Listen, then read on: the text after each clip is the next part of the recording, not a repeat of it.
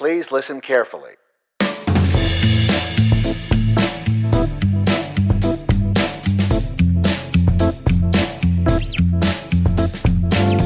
Hello and welcome to the Film Revere Podcast, episode number 14. This week brought to you by Audible. I'm your host, Zach Hamilton.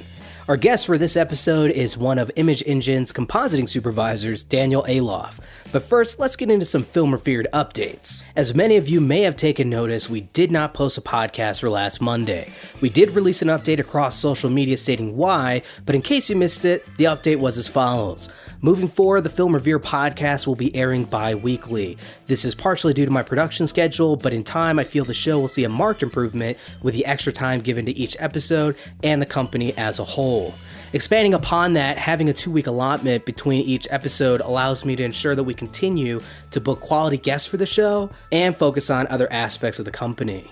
With that being said, a project that I am happy to announce is that Film Revered will be premiering a new trivia-based video series on our YouTube channel titled 5 Questions. This series was initially developed by me for a different channel, but I think it will cross over super well with you awesome listeners. Each episode will feature 5 trivia questions based on a film or television show and provide possible answers. The host will then answer each question after a brief pause. Even if you don't know the answer, you're still going to be able to learn some seriously fun facts about some of your favorite films and television shows. So when will 5 Questions air, and where will you be able to watch it? Each episode will air on the podcast off weeks, with the first episode airing Monday, March 26th. 5 Questions will air on our YouTube channel, Film Revered, but also be able to be viewed on our site at filmrevered.com. Again, an easy way to stay informed is to follow us on Twitter at Film Revered or on Facebook at Film Revered. We are constantly posting guest announcements, company updates, as well as highlighting work from past FR podcast guests. Lastly, as the podcast is moving into this new format at a bi-weekly distribution rate, the industry news and trailer drop segments will be leaving the show. Coming up next, I have an interview with Image Engine compositing supervisor Daniel Elophe. Daniel's passion for storytelling and design has led him to a multifaceted career spanning both production and post-production, and it's taken him all over the world. He is most known for his work on Tron Legacy, 2014's Teenage Mutant Ninja Turtles, Avengers Age of Ultron, Logan, Detroit, and Game of Thrones, just to highlight a few. So please stay tuned as we will now be taking a quick commercial break. Are you like me and want something more than music to listen to during your morning commute? Maybe you want to start reading more, but don't have the time to sit down and open a book. Well, for people on the go, there's Audible. Audible offers over 180,000 audiobooks to listen to on your iPhone, Android, Kindle, or MP3 player. This week, Audible is giving Film Revere podcast listeners a slamming deal. Go to audibletrial.com/FRpodcast for a free 30-day trial, and more importantly, get a free audiobook. Once again, go to audibletrial.com/FRpodcast. That's audibletrial.com/FRpodcast. Thanks again to Audible for their support, and thank you listeners. Now, back to the show.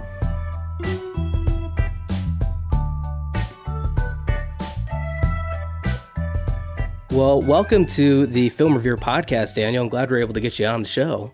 Thank you. It's happy to be here. So, in going through your resume, I noticed that you started out as an editor. How did you hear about digital compositing, and what made you decide to make the switch? Well, it's kind of been a long gestating thing. For me, when I was a teenager, I've always kind of wanted to work in film and television.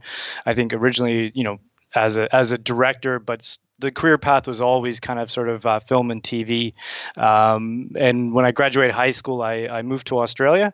And at the time, there was just so much actual sort of production happening down there. They had George Lucas had just started shooting like the prequels for Star Wars and stuff. And so I was living in Sydney at the time, and I could literally just open the newspaper and find jobs in production companies. And so as a 19-year-old, I applied to kind of everything under the sun, and I ended up getting a job as a receptionist at a production company that did commercials for television, for advertising and things like that.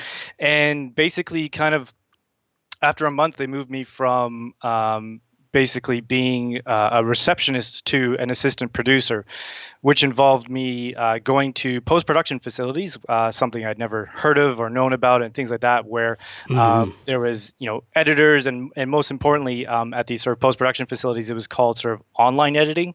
Um, Casting back sort of 10 or 15 years, there was kind of like a division between what was called sort of offline editing and online editing. Okay. And it was based purely on sort of like your ability of hard drives to capture information.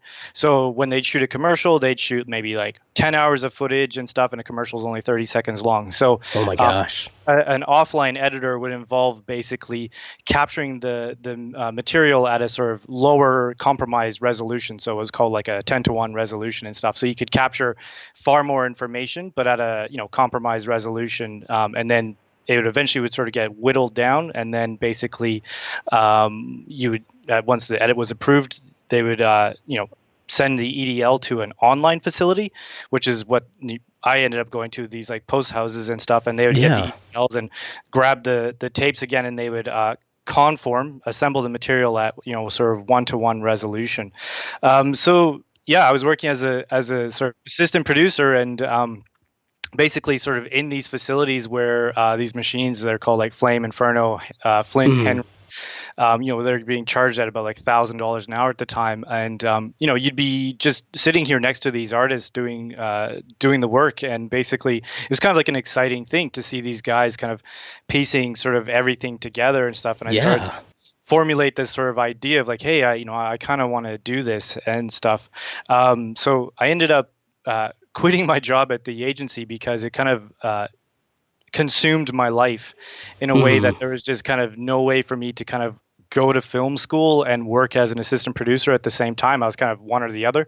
So I kind of decided going, well, I want to go to film school because I actually want to learn my craft. I don't want to kind of just be this person, because when you're sort of like the producer and assistant producer, you're kind of the boss of the show and stuff. And the last thing you want to be doing is, being in a level of, a role of being in charge and actually being, not really that knowledgeable what you're doing.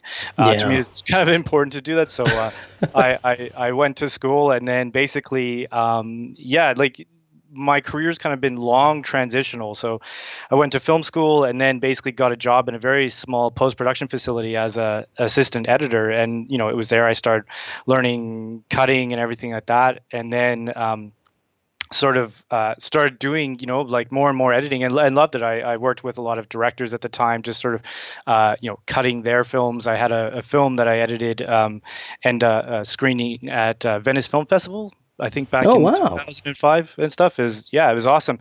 But the problem was that more and more of the work that was coming through the door of my company was reality TV based.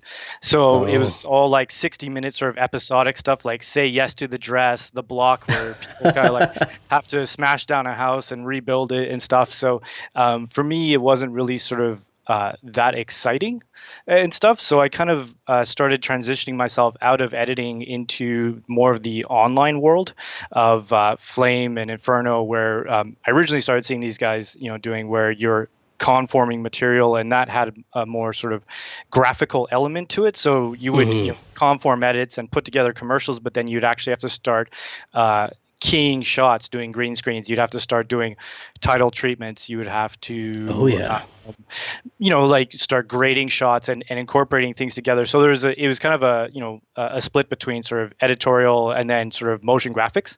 And for me, it's kind of like far more exciting.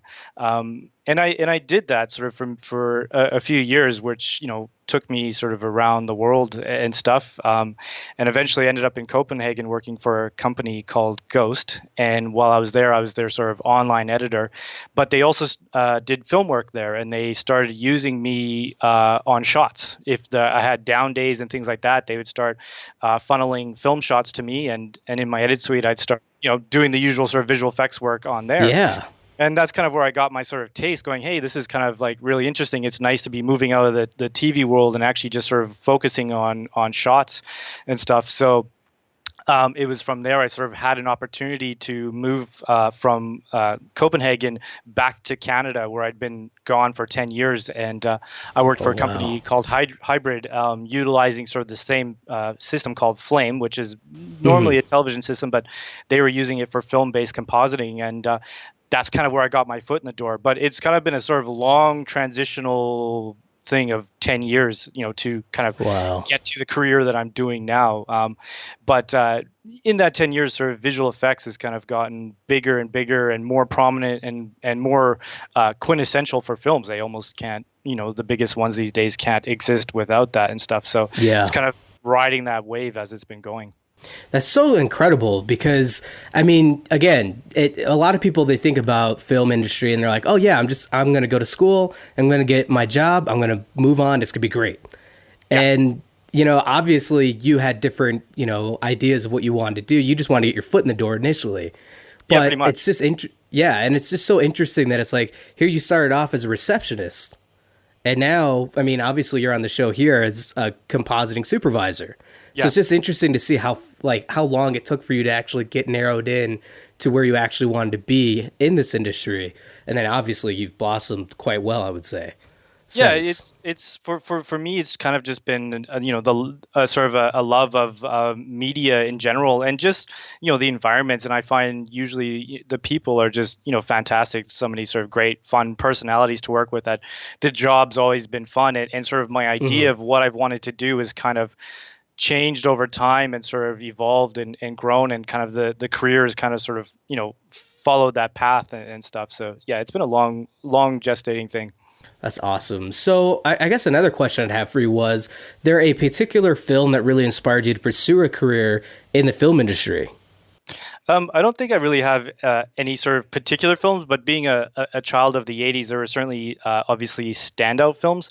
Hmm. And for me, the stuff that I really remember, like, because, now I'm a compositor and, Yeah. we do all of our compositing digitally, but the films of the 80s, all the compositing was done optically and also with motion control cameras. So Star Wars, Close Encounters and Blade Runner and things like that.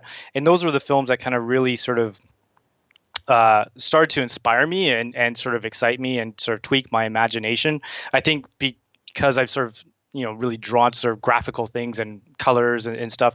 The film that sort of sticks out the most is Close Encounters of the Third Kind, Oh, and really? purely. Yeah, and Blade Runner as well, insofar as just like spaceships flying near, near cameras, and as the lights kind Hmm. of, come near the camera, the lights will bloom out and flare into the lens, and those sort of like optical quality things that really sort of lend weight to the shot and just make you feel like you're there, and it's somewhat fantastical and things like that. Wow. Really sort of draw on me and stuff, and things that kind of enter your psyche that you don't realize until later in life when you're actually working on these shots, and you go, wait a minute, I remember, and you start to backwards learn how light works with camera lenses, and then how you have to sort of recreate those things Oh, digitally that yeah. would just happen on the fly in set and stuff. So those are kind of like the biggest things. I think I was more of a Star Trek fan than a Star Wars fan. Like I always, everybody loves Star Wars and stuff, but I think really Star Trek at the time, and mostly just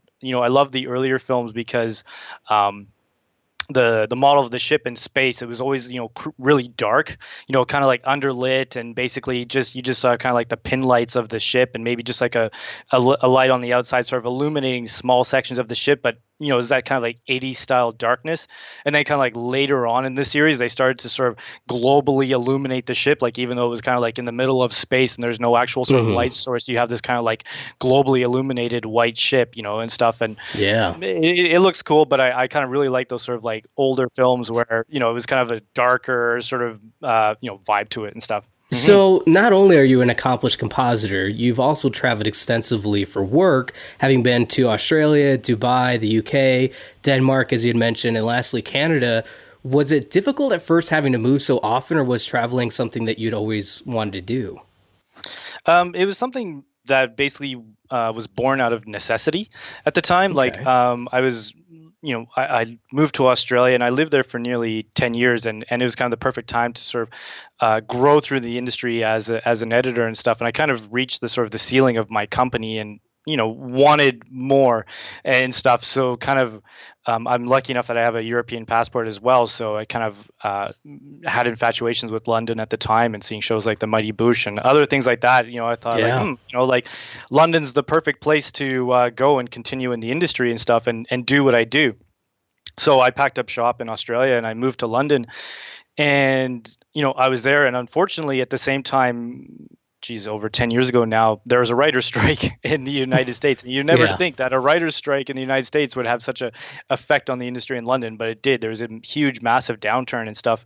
And, Wow. I went around to all the facilities and stuff and introduced myself, and, people were like, hey, we love to work with you, but there's just not that much work at the moment. So, Oh my gosh. 4 months in London and not really sort of working blew my money away quite quick and stuff. So I ended up having to sort of look elsewhere, cast abroad, and because the machine I was working on, Flame, is such a sort of unique thing. Like the difference then to now is that in film compositing now, the main software we use is called Nuke, and you can look that up, and you can go onto YouTube and you can find training videos, and there's a plethora of information. It's kind of like this open source thing, like that everybody can contribute to. 10 years ago, Flame was this kind of like closed box, like to buy it, facility would have to spend like $1 million and stuff.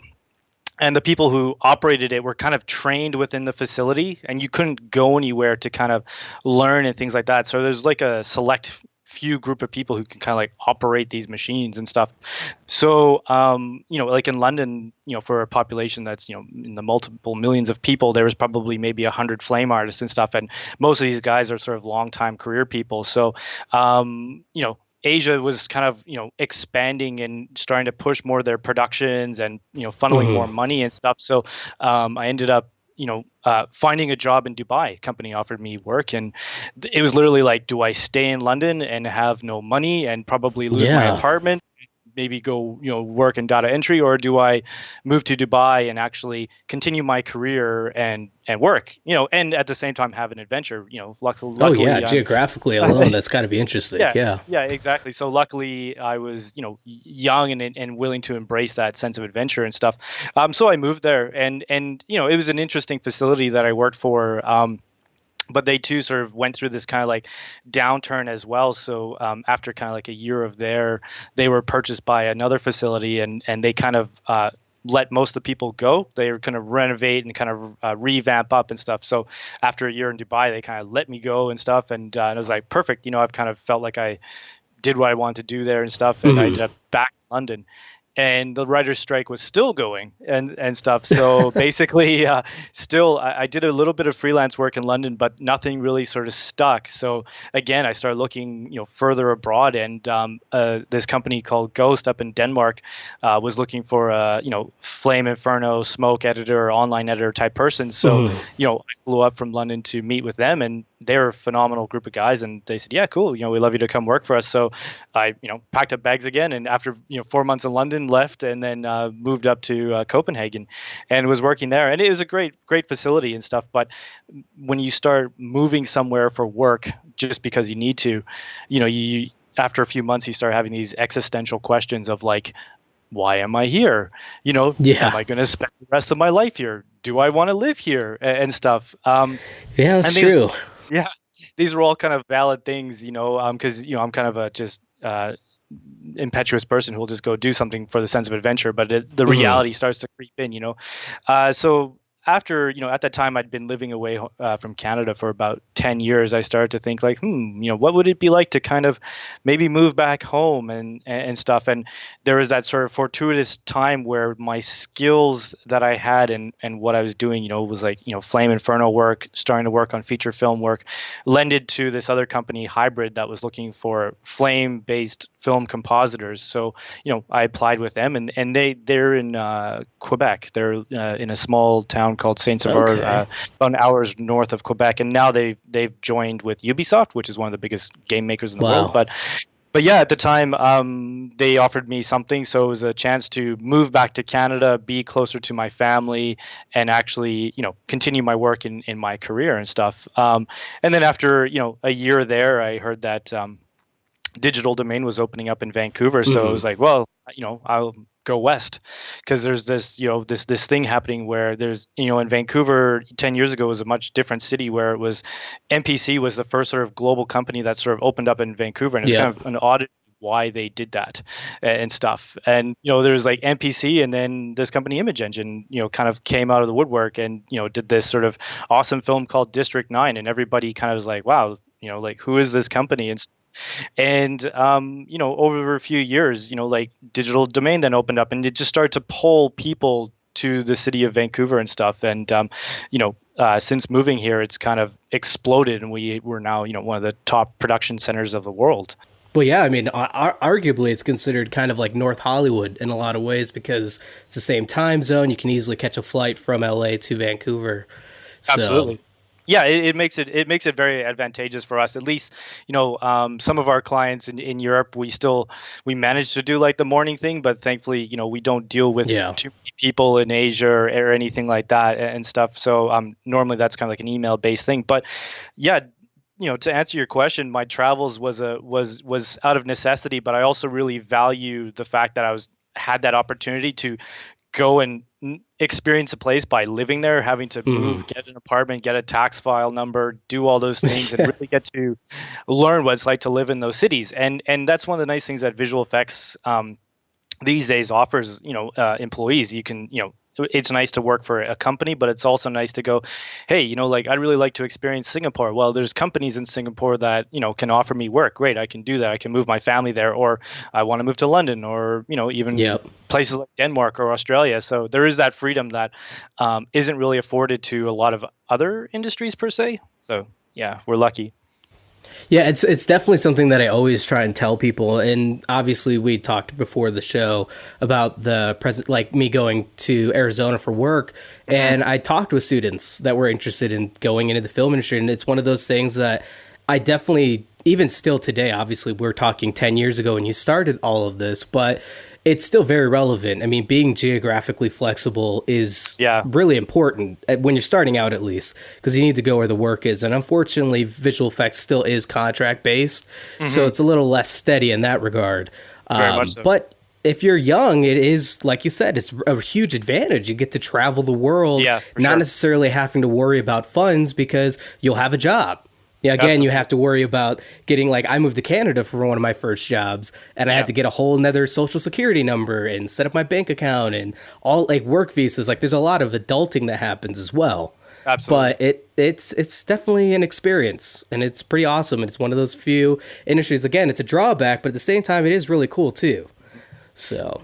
One of the interesting sort of insights about our industry is I kind of when companies sort of ramp up and stuff, and as a visual effects artist, it's kind of like the gold rush.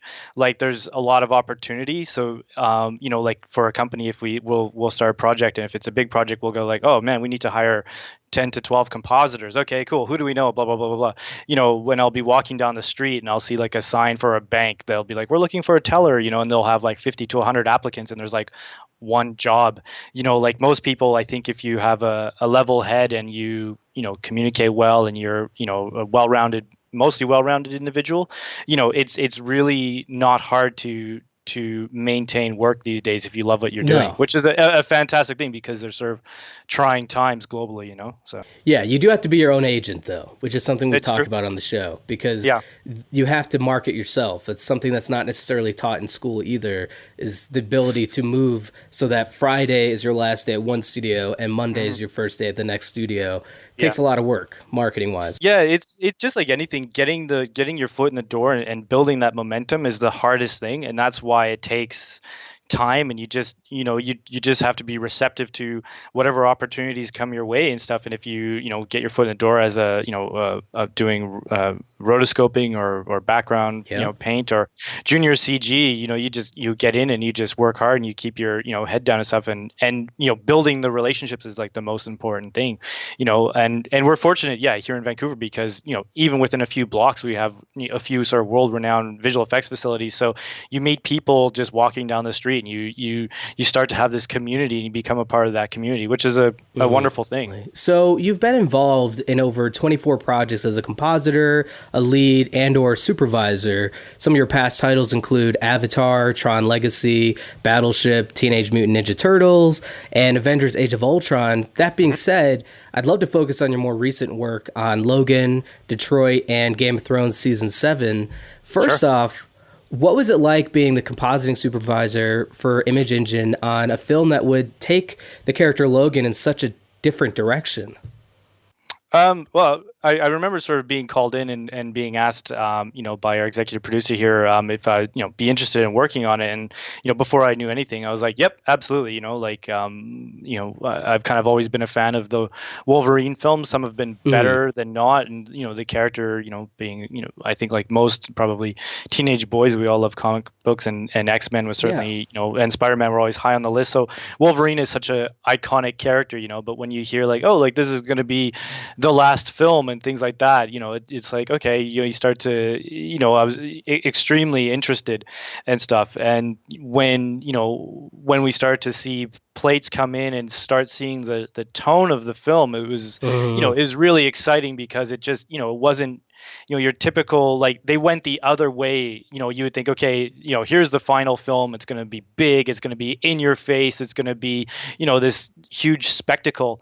And it was, but yeah. it was in your face in a completely different way, in an emotional way, in a way that, gets your heartstrings and all those things. And, the visual effects, comparatively to, other Marvel films that have come out recently, was very toned down and really sort of raw, and just sort of exposed the character for what it was. And when we started to realize that working on it, and I remember sitting here with the with our visual effects supervisor and the supervisor of the film, when it was released, they said, oh, well, the film's going to be called Logan and stuff. And that was such an amazing thing, because you go, okay, it's literally just about, you know Logan the character, rather Yeah. than his identity as Wolverine and things like that. So Mm, it was just super exciting, and to just work on that, and to see how they're going to do justice, and treat the character, and sit there for months, kind of on the lid of not telling people, going, and by the way, he's going to die at the end of the film and stuff. And it's such an obvious thing, but such an amazing thing. oh my gosh, yeah. And again, like you said, it's toned down, but in a way that it's as photorealistic as possible because, yeah, he's a superhero, but it's not treated in that fashion for the most part in the film. It's very much more like, okay, he's got massive metal claws. This is what's going to happen when he starts slashing people. Just the fact that, like, you're dealing with a grittier version, and again, a rated R film for Logan, I can't even imagine how exciting but also challenging that must have been for the team. What were some of the hurdles that your team had to overcome in order to complete the project? Well, I think the thing that kind of, the sort of story arc of the film is he's kind of, battling himself and battling his emotions, and they played that through the fact that also he, halfway through the film, he runs into sort of the visual sort of representation of himself, which is the character, X-24. Yeah. And the logistics of filming that, like, like Hugh's an incredible actor and stuff, but he can only ever play one character at one time. He's either doing X-24 or he's playing Logan. And when they're fighting together, basically he's going to be one or the other depending on the camera angle and stuff, but he couldn't be both. So we had to build, a full digital version of both people, of Logan and X-24, for the film. And for one of the scenes, when he first sees X-24 coming down the stairs, he's as himself as Logan, and there's, X-24 walking down the stairs, and they didn't shoot it motion controlled or anything like that. There was a stunt double walking down the stairs, and we had to replace his head digitally. They went, okay, Oh cool, my gosh. we're doing a full digital head, and it wasn't something that was far in the background. It was, face to face, profile with, Yeah. Logan and Hugh Jackman, right, front and center of the camera. And that was kind of, something that hasn't, we've seen it done many times, but it's rarely that you see it done well and stuff. And again, that was, we're a great creature company and stuff, and that was kind of the biggest challenge, and also the most exciting, is to go through that process and, build that asset to such a level where, that under all these different lighting conditions, and under, all these different circumstances and plates, is that it's going to hold up, and you'll never know and stuff. And that, was kind of the most exciting thing to see. But even in that self, it wasn't played as an effect that was supposed to amaze you and pull you out of the film. You weren't supposed to think at all about this Yeah. circumstance of the character. You just watch it and go, oh yeah, that was probably Hugh Jackman, and, doing those things, and you just continue to watch the film. On the flip side, then, when Hugh Jackman on some shots would then flip into the X-24 character, himself, we had to de-age him because the character of X-24, he was Yeah. grown, in a test tube and grown very fast, and he's sort of grown to be, Logan when he's in his 30s, early 30s and stuff. So he needs to look younger and everything. So for quite a few of the shots where it was Hugh Jackman playing X-24, we then had to do a bunch of digital makeup in comp, just to kind of smooth out some of the wrinkles on his face, just tighten some areas and things like that. So we sort of approached it in a really interesting way. Like we were lucky enough because we built the characters already of Logan and X-24 as a CG asset. To do that, we had to digitally scan Hugh Jackman's face and get a 3D all of that, and while doing that, also get all the texture maps of all of his face and skin and pores and everything like that. So we had a really fun approach where we basically could find kind of like a hero frame, for X-24 and, where's Hugh Jackman, and basically sort of smooth out all the details in his face. But then we could line up the 3D model of his face sort of over the head and then sort of reproject these sort of textures back onto his face. So you kind of like smooth everything away, kind of like smearing like icing on a cake. You make it nice and smooth, and we just like start baking the textures back into his face, but subtly. So all those ridges and stuff aren't as sort of deep or anything. So again, we did it in such a subtle way that you would never really sort of know. You think it's makeup or anything like that. It's never was meant to be anything that would kind of take you out of the scene. Beyond that, we had to do a lot of sort of claws, a lot of digital blood, but also sort of 2D blood elements, because there's quite a bit of. That's the thing that shocks you the most when you see the film in the opening scene and he stabs the guy in the head and you see this like spray of blood like go out of the guy's head and you're like, holy smokes, what am I watching here and stuff, So, none of that was really done on set. So there's a lot of sort of CG effects blood that was added and where we could, add 2D blood elements and things like that included in the scope of work. They did a lot of sort of like one-off sort of bespoke shots where you would have there's like a girl who can control pine cones and she lacerates this guy until he basically explodes. There's another girl who freezes a guy's arm and then basically smashes it off. So we had to do a lot of these sort of like one-off effects that were again supposed to be sort of exciting, but like again not really sort of take you out of the film too much. They were just sort of quick moments and then just kind of like back into the story. So I think, for us, we were, super happy with the tone that, the work that we were doing was complementary to the story, but the focus wasn't supposed to be the work. Yeah. And I mean, I think that's a huge part of compositing too, is again, it's to make everything seem as if it was filmed on set and that nothing was added afterwards. Again, dealing with films like Black Panther, it's a little bit different because obviously some of this stuff's just not physically possible. Whereas Correct. With this, it's again meant to be as realistic as possible. And I love the fact that we touched on the digital heads and the digital makeup, because when that film came out, it was one of those things that the news media just really picked up on because they're like, holy crap. So if you've seen Logan, there's these scenes, like there's that iconic scene where he's driving and it's a stunt driver and they replaced his face and it's right there. And everyone's like, holy crap, I never even noticed that.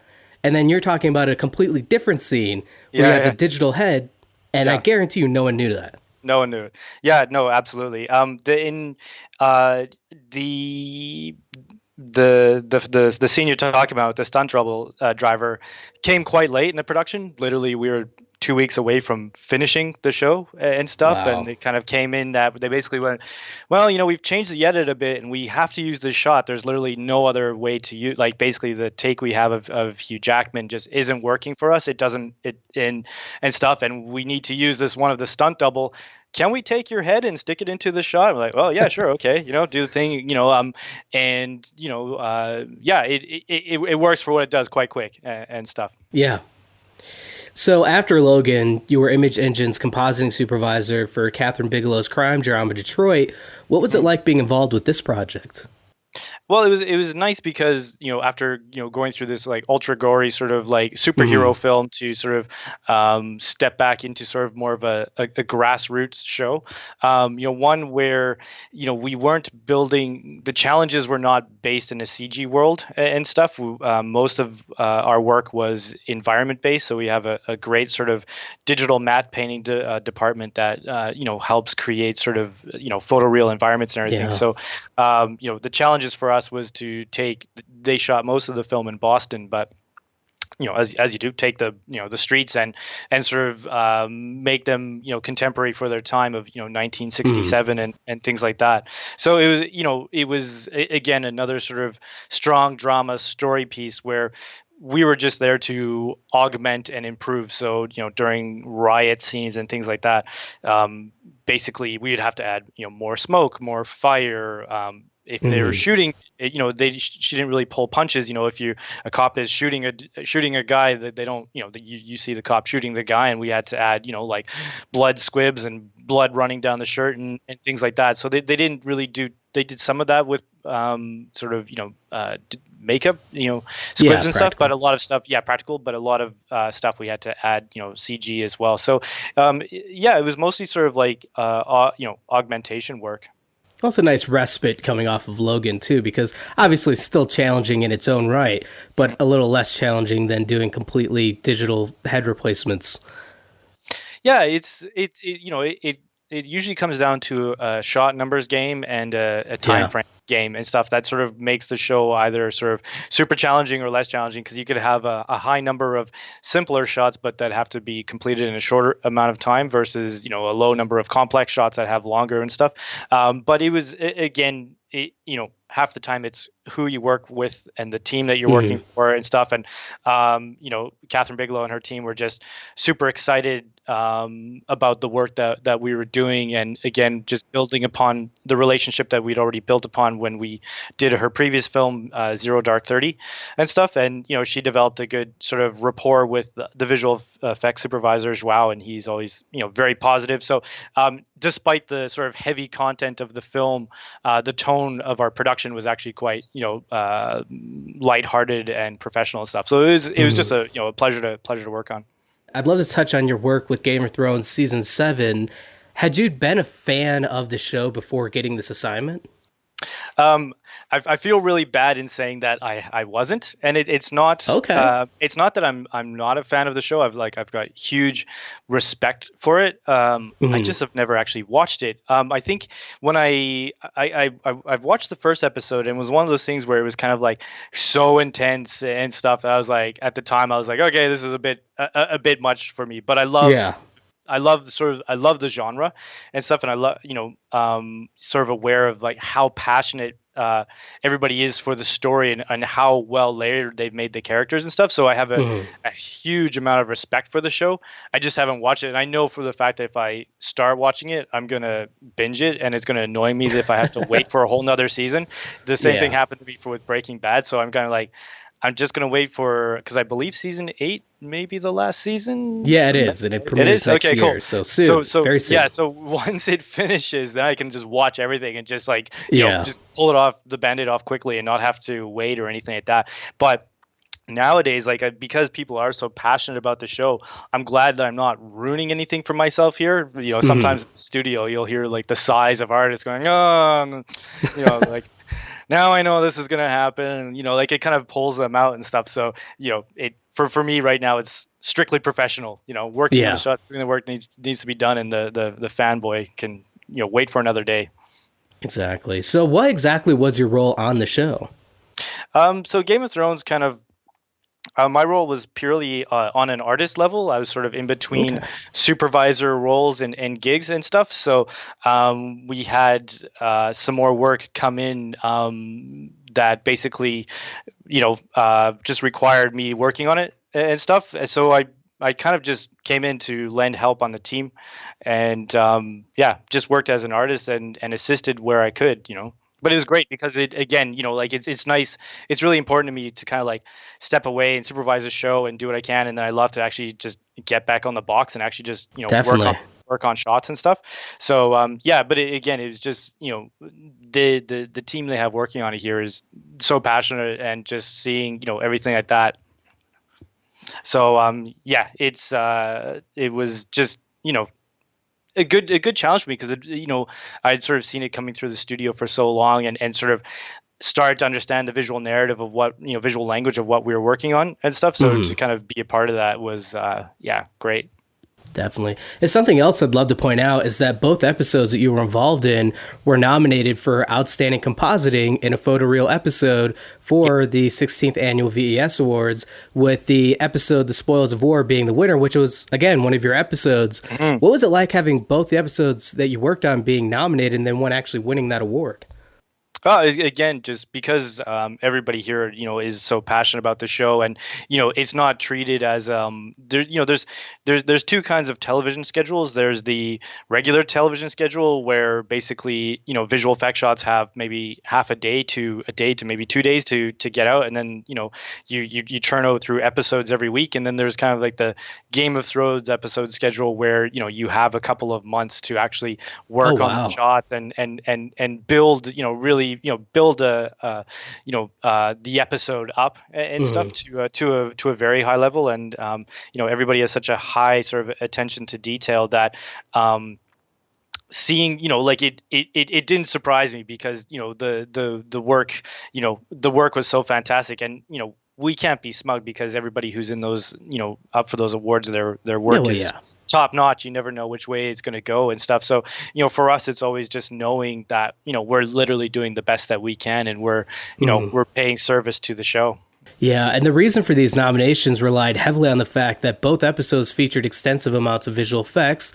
And I'll be honest, I had a VES member on the show several weeks ago, and we discussed the specific category in great detail. And I mentioned that the visual effects, especially in The Spoils of War, were so well done that in a weird way, I actually mentioned on the show, I'm like, oh yeah, dragons are real, and they must have been trained for these sequences. Obviously not. But it was so great that as an audience member, you're just like not thinking about it. You're like, clearly they had dragons on set, because there's no other way they could look that real.